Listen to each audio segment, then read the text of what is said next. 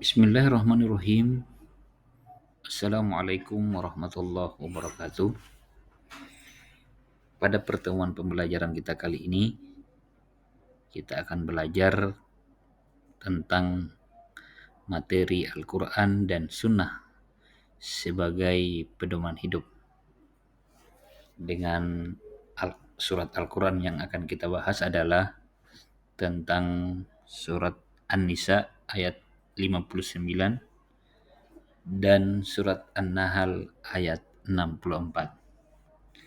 Kita berharap dengan materi ini anak-anakku bisa memahami isi kandungan dari surat An-Nisa ayat 59 serta surat An-Nahl ayat 64. Selain itu, kita juga bisa belajar dan mengaplikasikan bacaan Alif Lam Syamsiyah dan Alif Lam Qamariyah. Adapun bunyi surat An-Nisa ayat 59 adalah A'udzu billahi minasyaitonir rajim. Bismillahirrahmanirrahim. Ya ayyuhalladzina amanu athi'ullaha wa athi'ur rasul wa ulil amri minkum. Fa in tanaza'tum fi syai'in farudduhu ila Allah war rasul in kuntum tu'minuna billahi wal yawmil akhir. Dzalika khairu wa ahsanu ta'wila. Terjemahannya adalah, wahai orang-orang yang beriman, taatilah Allah dan taatilah Rasul dan pemegang kekuasaan di antara kamu. Kemudian, jika kamu berbeda pendapat tentang sesuatu, maka kembalikanlah kepada Allah dan Rasul. Jika kamu beriman kepada Allah dan hari kemudian, yang demikian itu lebih utama bagimu dan lebih baik akibatnya. Kemudian surat An-Nahl berbunyi, wa ma anzalna 'alaikal kitaba illa litubayyana lahumul ladzi ikhtalafu fi wa hudaw wa rahmatan liqaumin yu'minun. Yang artinya bahwa dan kami tidak menurunkan kitab ini kepadamu, wahai Muhammad, melainkan agar engkau dapat menjelaskan kepada mereka apa yang mereka perselisihkan, serta menjadi bentuk dan rahmat bagi orang-orang yang beriman. Kedua ayat ini akan menjadi pembahasan materi kita pada pertemuan kali ini. Namun sebelum kita melangkah lebih jauh, kita harus tahu dulu apa pengertian dari Al-Quran. Al-Quran didefinisikan sebagai wahyu Allah Subhanahu wa Ta'ala yang menjadi mukjizat dan diturunkan kepada Nabi Muhammad sallallahu alaihi wasallam. Ditulis dalam mushaf, diriwayatkan secara mutawatir dan membacanya bernilai ibadah. Al-Quran itu sendiri berbahasa Arab dan ditulis pada mushaf dimulai dari surat Al-Fatihah dan ditutup dengan surat An-Nas.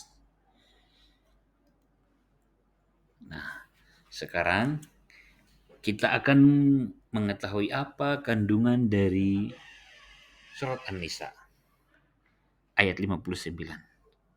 Dalam ayat ini menjelaskan perintah tentang menaati Allah Subhanahu wa Ta'ala. Kita harus taat dan tunduk atas perintah Allah, Rasulullah, dan pemimpin. Cara menaati Allah adalah mengikuti semua ajaran Al-Quran. Karena Al-Quran adalah firman Allah. Sedangkan menaati Rasulullah dengan mengamalkan sunnahnya. Nah, apa itu sunnah? Nanti kita akan bahas pada pembahasan selanjutnya.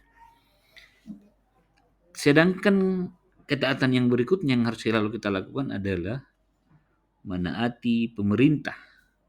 Dalam hal ini adalah menaati pemerintahan yang berkuasa maupun ulama.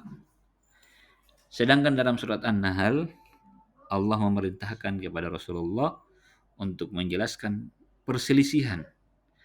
Yang dimaksud dalam perselisihan di sini adalah perselisihan dalam perkara agama, agar manusia bisa membedakan perkara yang benar dan yang salah. Selanjutnya kita akan membahas tentang pengertian hadis. Dalam beberapa riwayat penjelas di penguraian bahwa hadis itu ada yang disebut dengan sunnah, ada yang disebut dengan hadis, ada yang disebut dengan khabar, ada yang disebut dengan asar. Hadis adalah semua yang bersumber dari Nabi Muhammad SAW, baik perkataan, perbuatan, takrir, budi pekerti, dan perjalanan hidupnya. Kadangan hadis adalah perkataan, perbuatan, dan takrir yang bersumber dari Nabi Muhammad SAW. Sebahagian ulama berpendapat bahwa hadis ini sudah sama dengan sunnah.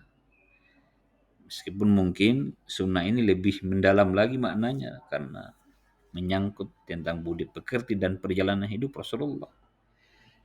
Kemudian berikutnya adalah khobar. Ya, khobar itu adalah sesuatu yang berasal atau disandarkan kepada Nabi Muhammad SAW. Sedangkan asar adalah sesuatu yang disandarkan kepada sahabat dan tabi'in. Fungsi hadis. Fungsi hadis itu ada 4. Yang pertama sebagai bayan al-takrir, yakni yang menetapkan dan memperkuat yang diterangkan dalam Al-Quran. Yang kedua sebagai bayan al-tafsiri, yang menjadi penjelasan terhadap ayat-ayat yang memerlukan perincian atau penjelasan lebih lanjut. Yang berikutnya adalah bayan al-tasri, yakni memberikan kepastian hukum Islam yang tidak ada dalam Al-Quran. Yang berikutnya adalah bayan al-nasakh, yakni membatalkan ketentuan terdahulu sebab ketentuan dianggap lebih maslahat. Baru itu lebih maslahat.